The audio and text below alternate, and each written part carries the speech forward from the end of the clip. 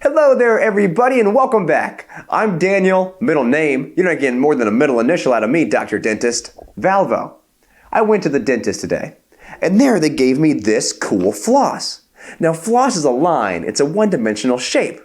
In the beginning of our geometry lesson, all we had were lines, and it was good. Not great, but good. We made it better by adding a second dimension with 2D shapes, like this square right here. But I think we can do even better. Welcome to the third dimension. Let's get going. Let's go over what makes a three-dimensional figure different from a 2D figure. To start, floss is a line.